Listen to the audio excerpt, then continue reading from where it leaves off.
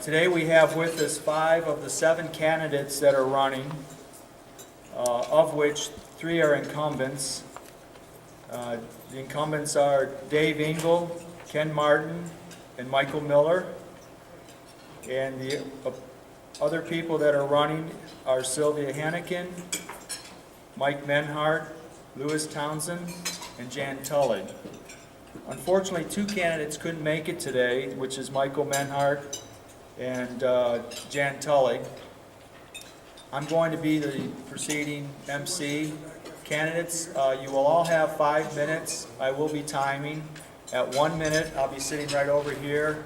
I will stand to allow you 1 minute to close, and at that point, the hook comes out and you'll get pulled off the podium. We do ask that you speak into the mic. We are videoing your presentation, and that will be posted. And I'll let you know a little bit later where that will be posted. I'm going to ask at this time for all our candidates to come on up. We have seats over to my right. We're going to go alphabetical order from last name. So our first candidate would be David Engel, then Sylvia Hannikin, Ken Martin, Mike Miller, and Lewis Townsend. And at this time, I would ask David if you would come up. Thank you. And Ken, before we get started here, make sure we have everybody on board. Ken Martin.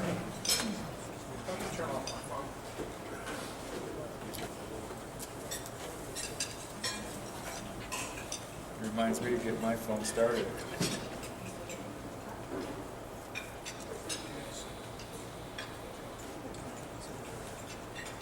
Please welcome David Engel to speak to us. Thank you, Mr. Pike. Thank you, everyone. My name is Dave Engel, and I'm running for re-election to council. I'm seeking my 4th term. I've been a 30-year resident of Macedonia. I live in Macedonia with my daughter, who, if you're asking me why I'm smiling today, she's finally told me she'll be graduating from Kent State in June, so I'm very happy about that. As I was preparing to think about what I wanted to talk about today, I started to remember about the different times I've come here, and this is actually my 4th time, and I always am happy for the reception I received. And I remember the first time I came kind of with my hat in my hand, and I was probably wide-eyed and bushy-tailed, and I thought I was going to do what was right, and it was going to be wonderful. And I promised that I'd do a good job, and I'd work hard, and I promised that I'd try to spend your money wisely, and I promised that I would not raise taxes unless I had to, and I'd try to keep your service up. And the good people of Macedonia said yes. And so I went to council, and I showed up at council, and I thought, this is it. Let's build a playground. Let's do something for the people. And reality smacked me straight between the eyes. And the first meeting, they said, we owe $1.5 million of a $2 million road note, and we don't know how to pay it back. Reality hit me again when I found out we owed $11.5 million for a rec center and a city hall. And we all remember what happened on September 11th, just before the election, and the tragedy that was and what it did to the economy. And the previous plan in Macedonia was, we're going to continue to add jobs, we're going to continue to get more income tax, and that's how we're going to pay for this. But reality stopped before I was elected on September 11th, 2001. We soon realized at Macedonia Council, before we're going to have any funds and build any playgrounds, we had to get the house in order, and that's what we've been doing for the last 12 years. I came back a second time 4 years later, and I said, we have a plan. I kind of stood here with my hat in my hand, and I said, stay with me, we will get through this. And everybody said, but nothing's changing. I said, it'll work, it'll work. And thankfully, the good people of Macedonia said, yes, try again, and off I went. I came back a 3rd time, again, hat in hand, just before the biggest recession that we ever had since the Great Depression, knowing that we needed a 0.25% tax increase, knowing that the mayor of Macedonia, Mr. Kutkut, had insisted on a real levy, which has failed twice. And then a compromise of council, we said we will do a 0.25% tax plan increase, income tax, 3 years. And then Mr. Miller went out to sell it. And we said it's 3 years, and if 3 years you need more taxes, and we're not going to raise it, you'll know who not to vote for, because 3 years is 2013. And here we are again. A lot of things have changed in the last 12 years. I've changed in the last 12 years. And as I stand here today, I don't have my hat in my hand. I've come here to report what council has accomplished through hard work. And I find it ironic that on the day that I report this to you, our government, our federal government, is shutting down, or has shut down, because no one will compromise, no one will stop spending money, and they do this over and over. But, ladies and gentlemen, Macedonia Council did compromise. We compromised for a tax for 3 years, 0.25%. We're not asking for it. We're telling you we don't need it. So, where are we at now? The 0.25% income tax, when this year, the 0.25% income tax has been collecting about $900,000. We started this year with 6.2 million carryover. We will end this year with 6.2 million carryover. We have paid off the road notes, and we will pay off the rest of the bonds in 2.5 years, 2017. We will be tax-free. We will use that $6.2 million carryover to make up the difference until the bonds are paid off, which will then free up $1 million a year, and we will be able to move this city forward. I am proud to say that we have accomplished what we set out to do, and we will finish the goal on time, and I ask you for your support. Thank you, ladies and gentlemen.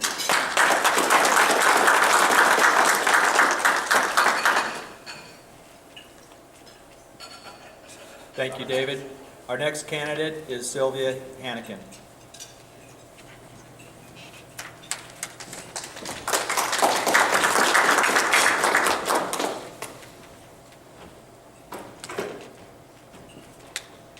Good afternoon, everyone. I'm not going to spend a lot of time introducing myself because most of you know who I am anyway.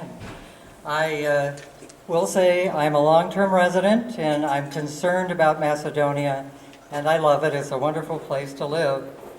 And my family moved here in 1980, and we've raised our sons here, and they graduated from Nordonia.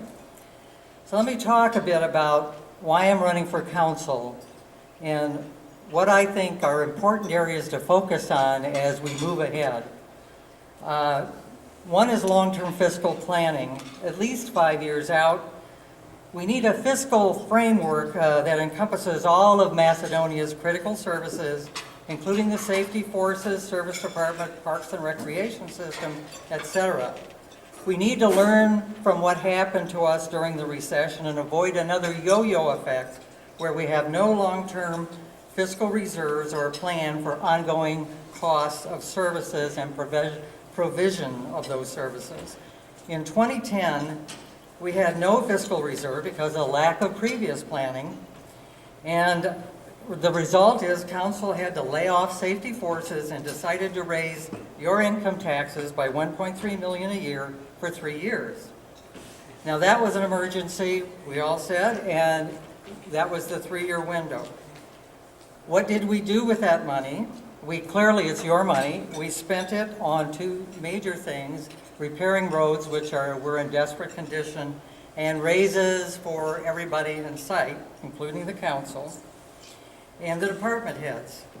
With this income tax expiring this year, after this year, we will have reserves, as was just mentioned, but we'll have to cut back on our capital expenditures that support infrastructure, including road maintenance and road repair. And going forward, there will be an ongoing revenue drop of about 19% in our income tax of about $1.3 million.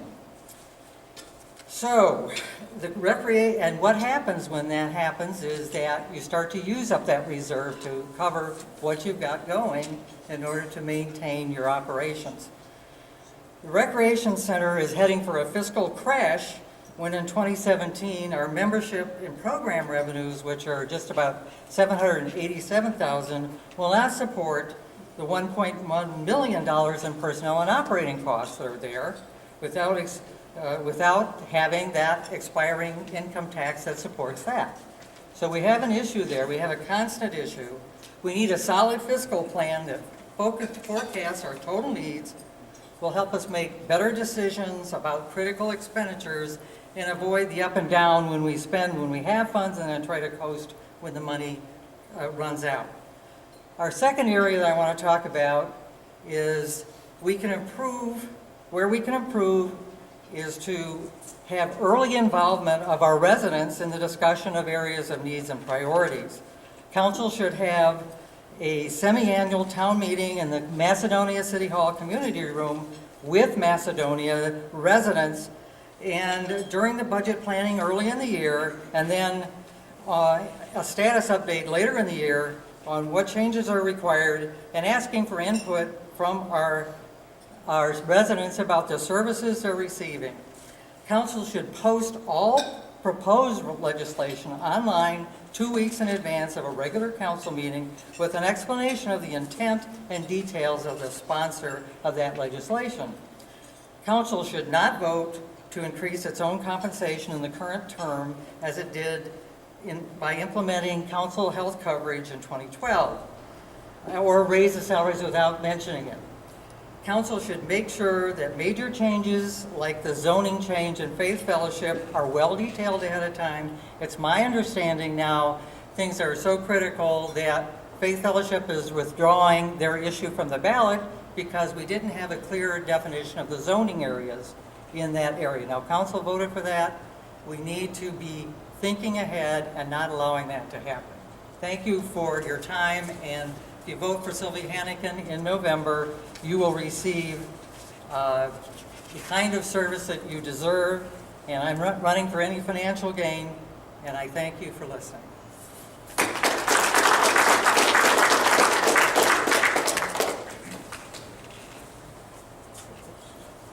Thank you, Sylvia. Our next candidate is Ken Martin.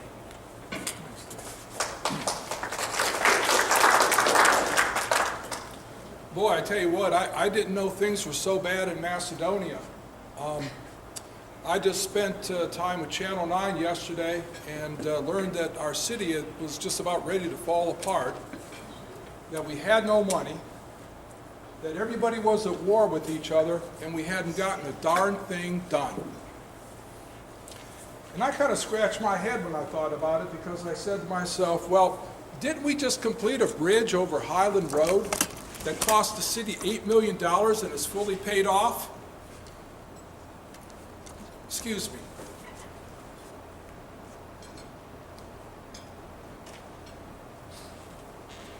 Didn't we just pay for a bridge over Highland Road that cost $8 million and is fully paid off? And in the process, we created not one, but 2 railroad quiet zones to make the environment for our citizens in this community a much better, much quieter, and a much nicer place to live. That bridge is paid off.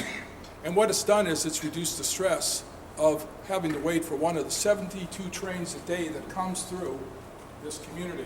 And haven't we widened Route 82? And didn't we put a bridge up there? And didn't we widen Route 82 and remove that old stone bridge and move traffic through this city?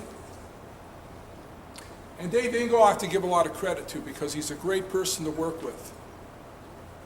He understands business, he understands money, he understands finance. But Dave has sat down with council and worked with council, and we've all worked together. And as a result of that, right now, from nothing, we have a $1 million surplus in our rainy day fund and exceeding 3 to 4 millions in our general fund surplus. City's in great shape. And you know what we're going to do?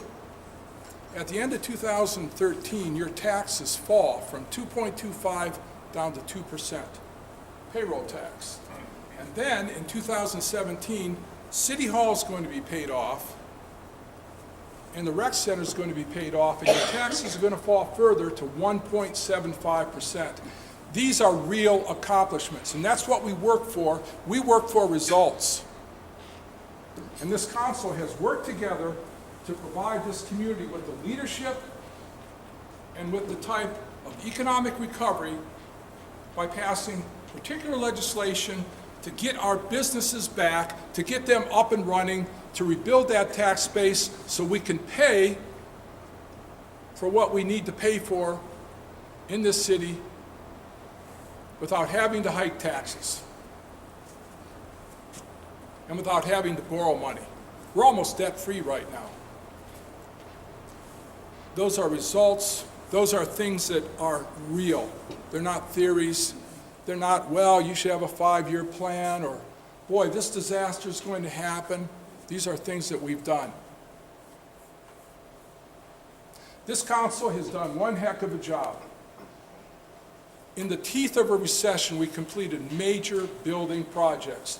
The rec center's in the black right now. We've taken care of all our essential city services, police and fire, fully staffed. Taking care of the rubbish, taking care of the sidewalks, taking care of the roads, Shepherd. We finished a bridge ahead of time and paved the South Bedford Road, put sidewalks there, had money left over from that project. When you vote on November 5th, you are voting for people who can accomplish things. You're voting for people who can get things done. You're voting for people who can work together to make this the best community that we can have and to be a proud part of Nordonia Hills. Thank you.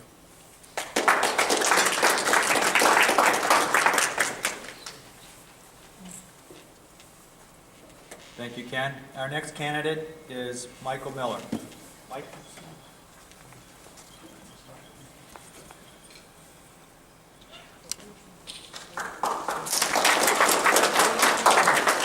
Is there a bill in here? No. I want to do something different, since I see so many faces I recognize. There's opposing counsel right there.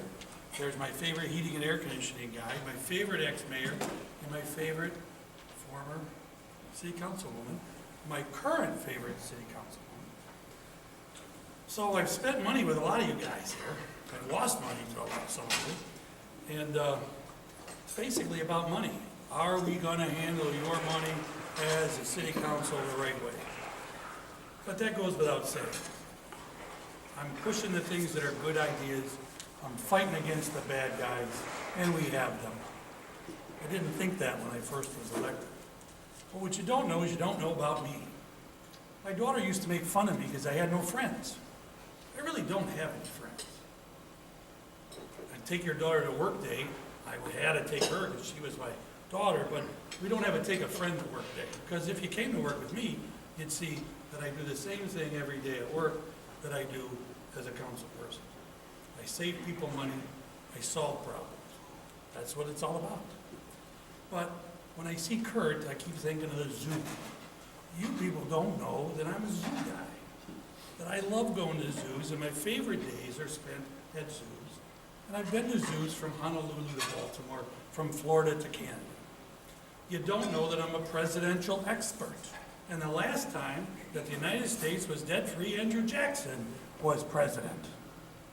Mr. Another thing that you don't know about me is that I like to hike and I like to bike. Now, you wouldn't think that. A fat guy likes to ride a bicycle and likes to go in the parks. But I'm familiar with parks in Lorain County, Summit County, Cuyahoga County, and Geauga County. So when I have some time off, which is very rare, since I do work 365 days a year, I go to work at 9 o'clock every day for the last 30 and a half years for myself. I'm a business manager, but I've always been an employee. I'm not the owner. I'm an employee. And even though opposing counsel's here, and I really don't make a lot of money.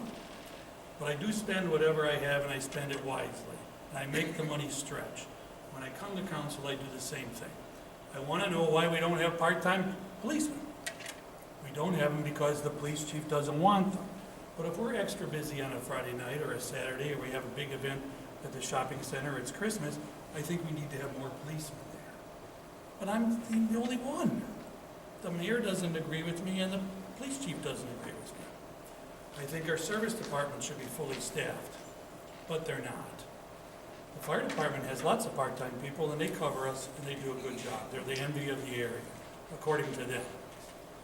But I'm the only one that's ever run for council that I know of that was actually running in burning buildings for 15 years and working on the rescue squad and doing 30, 40,000 calls in a career. Those are the kind of people that you trust when you need something. Somebody that can handle a situation that's an emergency. Somebody who knows what to do when chaos is all around you. Well, that's what it was like in my house. There's chaos all around. Soccer games, football games, basketball games, everything. So just surviving from day to day in a busy household is work enough. All of you have the same situations as those of us on council. We come from work, we've been busy all day, we come home, we get a shower, we change our clothes, we get dressed, and we now then tackle the problems of running a town. 11,500 residents. And sometimes people say we're paid too much, but the Northfield Village Council makes more money than we do. Walton Hills makes more money than we do, but Hudson doesn't. Hudson guys get $10 a year. I don't live in Hudson though, I live in Macedonia. So when people criticize what we make or what we do, if I hear it from Barb Cornick, if I hear it from Peggy Spraggins, I'm gonna listen because they've been there and they know. But when I hear it from my next door neighbor that says, hey, how come we don't have 5 fire trucks? I'll say, well, because they cost $1 million apiece. And we do a pretty good job with what we've done. Ken Martin is right. I think the Cummins have done a good job. They deserve to be reelected. The challengers, I like the challengers. I can't be opposed to their candidacy. I don't have anything bad to say. I like Sylvia. I like Louis. I want the people of Macedonia to make the decision, and I'll stand by whatever they decide. I enjoy being your councilman. I do a good job. You get your money's worth, and I'm the guy on the other end of the phone when you need something. You want to have me answer. Thank you.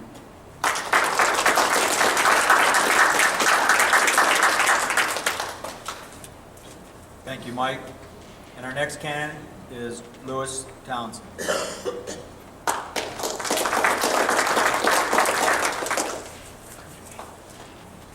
Hi, folks. I'm a person that believes in looking forward rather than looking back. But I have to acknowledge Mike, for instance. What he didn't tell you is that he's a naturalist. And he's the biggest advocate for these parks that we have, these beautiful parks. And I think that's great, over and beyond what else he does. Also, I have 2 people here that live on my street that are my neighbors. If you talk to my neighbors, you'll find out what kind of person I am, what kind of neighbor I am. We have Kurt Lovinger and my former councilwoman, Peggy Spraggins. And, you know, when I moved here, I moved here to retire. I was in one of the most critical positions in the world. I was in charge of electronics for 2 airports. If you think air traffic controllers fly planes, you're entirely wrong. It's all done by electronics. Human can't fly a plane. So if you think about an assignment that I had, first management assignment, was Burke Lakefront Airport in Cuyahoga County. Now can you imagine, if you ever saw the air show, that was the first year it came back. Secondly, Dennis Kucinich was in a battle about the light plan. If you recall, the light plan is right off the end of the runway. The problem was we couldn't put in a complete instrument landing system because the smokestacks from the light plant would obstruct a glide slope. That's the instrument that brings the planes in. So I was put in a position, as you know, he didn't want to sell the light plant, and he wanted me to say, well, it didn't need to have a glide path there. Well, all that to say we solved the problem. Then they gave me Cuyahoga County. Again, we had a problem there with noise. They send the executive planes up there, and they insisted on flying the back course of the instrument landing system just to practice. And it went over houses, and people were really angry and upset. And you got 2 communities there. I got that settled. So I do know how to work with people. I have a master's degree in public administration along with an engineering degree in electronics. The thing that bothers me the most about this community, and I love it, I love my neighbors, I love my house. I've been here 15 years. One of the things I remember was Peggy and the mayor coming by and welcoming me to the neighborhood. You don't get that everywhere.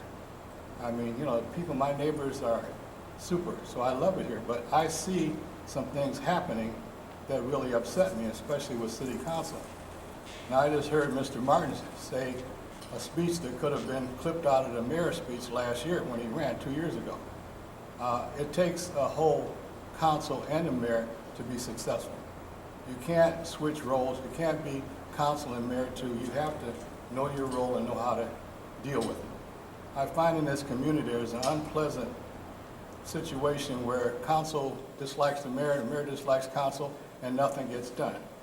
What bothers me the most is the upcoming change in the city council. I don't know, many people don't realize, and I just realized it, council is going down to 5 members this year, which is entirely ridiculous for a city this size, which will mean that the mayor will have no authority. The council president will be the one that runs the meeting. How can we do that? Let me give you some statistics. We have Aurora that has 15,548 people. They have 6 wards, 3 council at large, and 9 total. That's close to us. Here we have Northfield that has 3,667 people. They have 4 wards, 2 at large, 6 total. Oakwood Village, who's a village? They have 3,600 people. They have 5 wards, 1 president, 1 at large, and 7 total. Macedonia, which has 11,188 people, will now have 5 councilmen at large. You cannot in this city do a good job if you're a councilman at large. You know, I'm retired. I say, hey, I'll be every day, so I don't care. But how can you, on our side of town, for instance, we have a lot of trees. I just spent over $500 getting dead trees cleared because I didn't want them to fall on my house. The other side of town, go out the other side of 82, then, you know, you got other problems. So there's no one person that can answer 11,000 calls. And the other part is we've grown like 16% from the time this thing was proposed. I think it's a terrible law. I think we'll be so confused. For instance, let's say someone gets ill or doesn't show up for a meeting with 5 councilmen. You can't do anything. You know, the mayor will be absolutely have no power to veto or propose anything. I think that's wrong. I think we elect the mayor to be a mayor, we elect council to be a council. I don't think we should exchange these things. There's many other things that I can talk about. I don't have enough time, but I will tell you that if I'm elected, I'll be there every day answering the phone. I don't know how people can think that if you're overworked now, how can you go down and lose 16% of the council and not work as much? So thank you very much.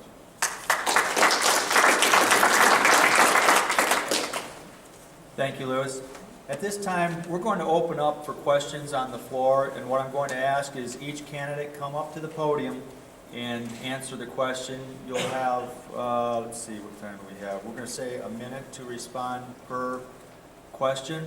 And do we have somebody on the floor that has a question? John Graves? I heard 2 opinions on the rec center. Does the rec center make money or does it lose money? Since we started at, I'm going to start at the other end of the Oh, floor. okay. Who's the last one? Louis, would you please come up first, and then we'll just go in reverse order and answer the question. That's a very good question. In fact, I'm a member of the rec center. I use the Silver Sneakers program. It's a great thing, but actually most people that are in the programs up there are from out of town. And so I don't think it could be sustainable with just the members there. Now, Mr. Martin had a good idea last year. He raised the fee unilaterally. And unfortunately, a lot of people stopped coming. So that's not the solution. But somehow we're going to have to find a way to attract more people, more activities. The director there, Angela, she does a superb job of having other affairs there. Like she has a farmer's market, other things like that where we could bring vendors in. They're working on a craft show now. So I think that's the way to make it pay, but it's gonna be a tax liability. To operate it is almost $1 million a year. It doesn't have that much revenue, has a lot of overhead. So I don't know the answer to that, but probably it'll be our liability for near future. Thanks. Thanks. Thank you, Mike. Most of you don't know that the first involvement I had in Macedonia was being on the pool committee to get a natatorium built. Why? Because I wanted to go there. But when I did, I sat in a hot tub with a t-shirt on, they kicked me out. They said, you can't wear a t-shirt. I said, I'm fat, I don't want to have my naked body out there. But they still kicked me out. So I don't go to the rec center anymore. Although I was a track coach, which most of you don't know, a really, really good track coach. Still am. Our rec center is one of the most important things we have to offer to someone from the outside coming to look. We should have a world-class rec center across the street from a world-class Y, but we don't because of our politicians. We don't really care enough. When they tell us to get out of the hot tub with our shirt on, we go home and we say forget it. I was at the rec center just a couple weeks ago to look at the new lights, which are brilliant. Good idea. Our rec center isn't run properly. It's run by nice people, for nice people, but it's not run to make money. It makes a lot of money, but to answer your question, it doesn't make enough to run itself. And I might be the most knowledgeable guy about rec centers who's not working at one, because we did a lot of research, went to everywhere to see how everybody runs their rec center, and we don't run ours the way it should be. We do a good job, but the people of Macedonia deserve the best job. If you want to talk about the rec center, I got an hour and a half. Thank you, Mike. Ken Martin?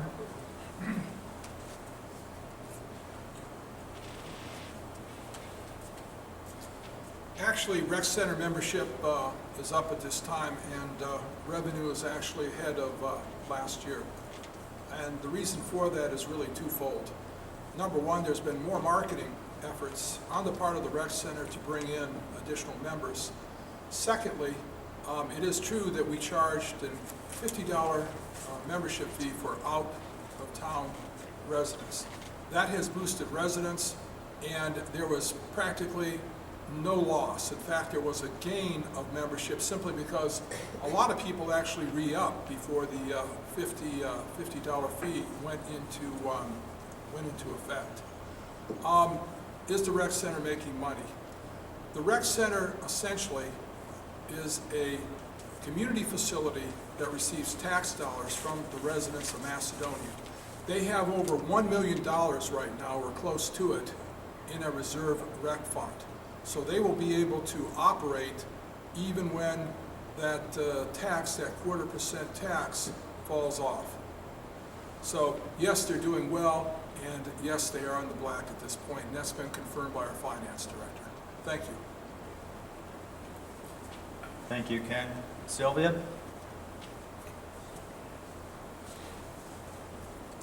It just shows you the value of the 5-year fiscal plan, because when I reviewed it with the finance director, it's very clear. We're spending $1.1 million a year between personal and operating costs. That is projected to go up slightly. And the revenue situation is as follows. $520,000 from memberships, a couple $100,000 from programs of various kinds. So when the 0.25% tax goes away and our rec fund is going to be down to $200,000 in 2017, which is what I was told, then we're going to have a shortfall between the 1.1 million and the 787,000 that has to be used to operate that environment. We need to be planning in a big picture. We don't have to panic, but we need to see what's going on. And we realize it isn't, membership and revenues are not going to pay for what's going on. They just don't. And the fact is, our finance director has confirmed that to me, so I'm not imagining any problems that don't exist. Thanks. Thank you. And Dave? Thank you. It's a confusing question, and the reason it's confusing is that the building itself, paying for the building is being funded through a tax levy, which will be falling off in 2017. At that point, the building will be paid for. What I said when I first went on to council, the day-to-day operating was $500,000 in the red. Council has been on the rec center director for 12 years, and each year it has gotten better, and each year they have closed that gap. I met with our finance director, Scott Swab, 2 weeks ago because I wanted to go over numbers before I came here, and I said, all right, where are we at on the rec center? And in this year, the rec center has met its operating obligation. So the rec center is paying for its day-to-day operations. The building is being paid for by a tax levy, which will fall off. Yes, we do have $1 million in reserve, which will help us as it goes along. And right now, the rec center is solvent. It is paying for its debts and its day-to-day operations. Thank you. Thank you, David. At this time, another question. Bob Prevet. A couple of times I've heard about the long-term 5-year plan. It's like, don't we have long-term planning in the city, in the organization, or do we? Okay. And we're going to reverse the order again. David, you're up first.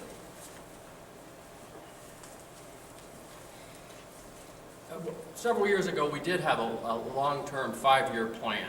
In reality, it was a 5-year plan to try to get council to add taxes and increase taxes, because the administration was coming in saying, we need $1 million a year to do all the roads in 20 years.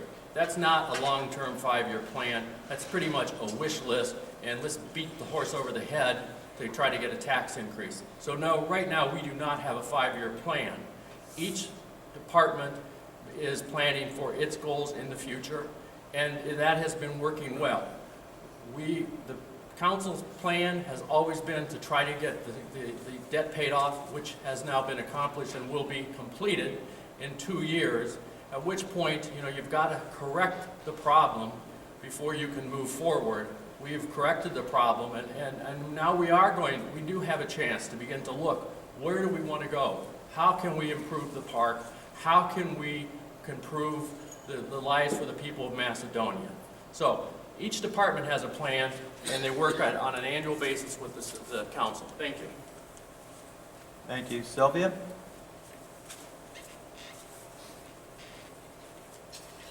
Well, I think you heard it. We do not have a long-term framework and fiscal plan. And something that was done a few years ago was not, in my mind, a long-term plan. It was a wish list. I'm not talking about that.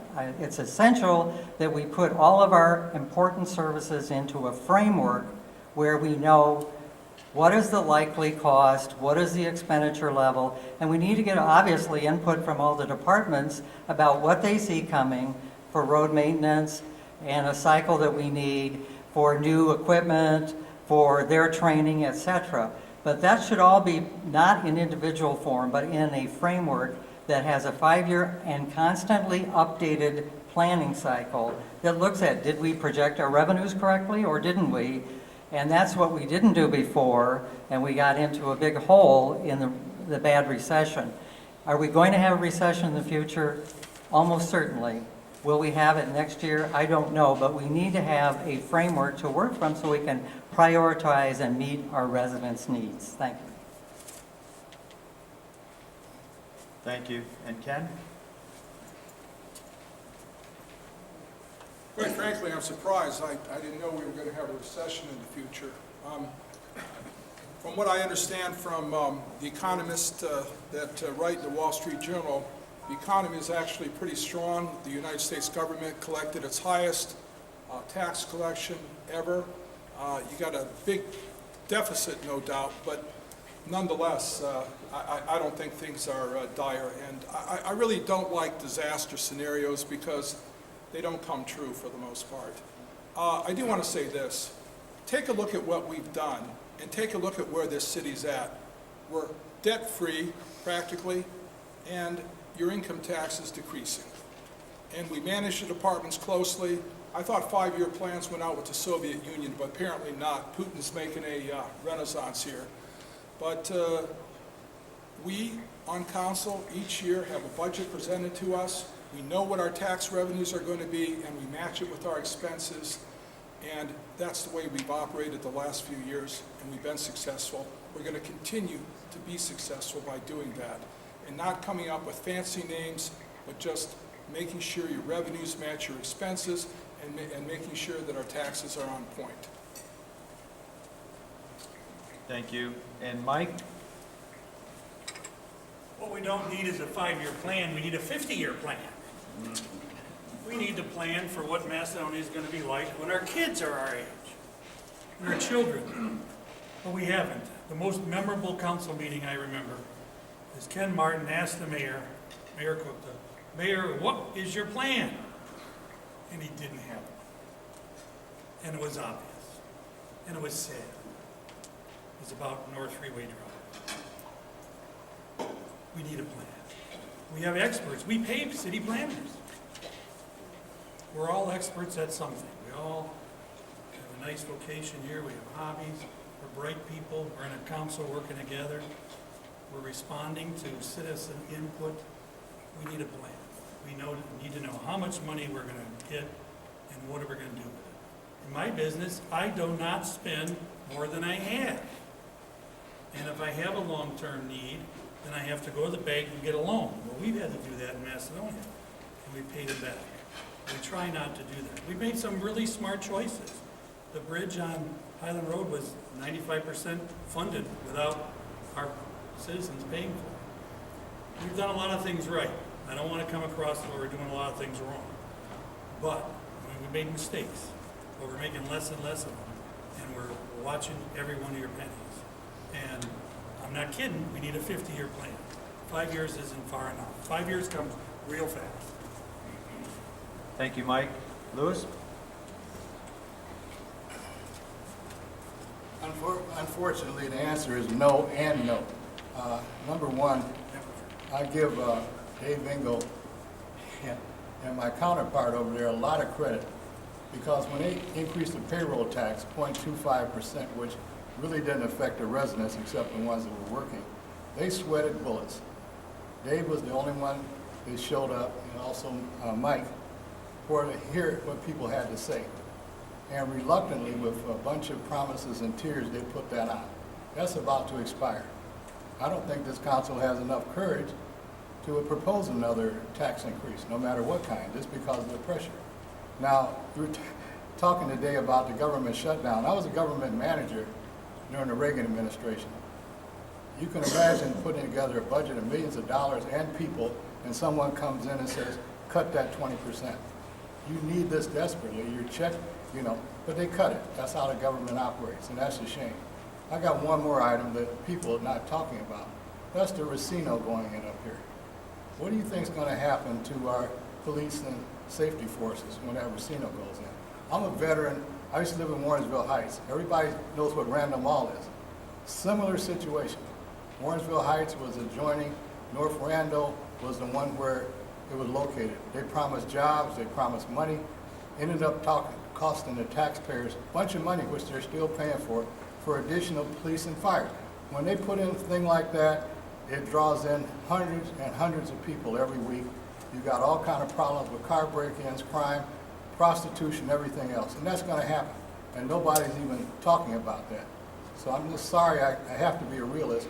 Taxes are going up. Thanks.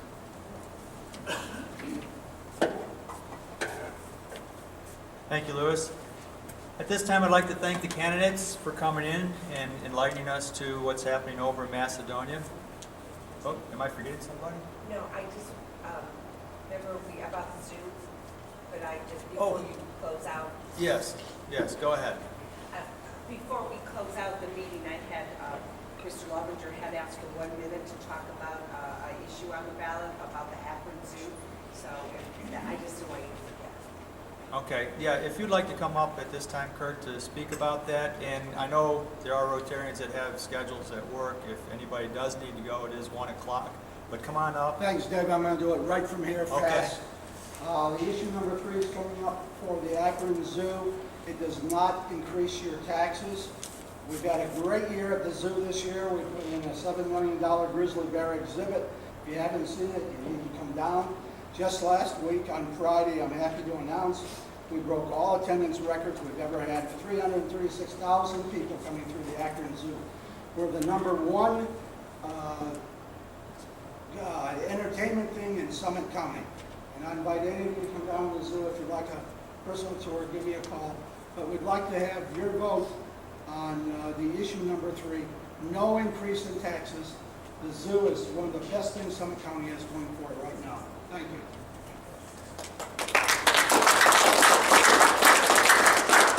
Thank you, Kurt. And again, I'd like to thank the candidates for coming in. And reminder, there's 7 candidates running for 3 spots, and coming up on October 8th, we have Northfield Village Ward A and C candidates coming in, and Northfield Center Township trustees, and also Sagamore Hills trustees are coming in. At this point, I'd like to adjourn the meeting.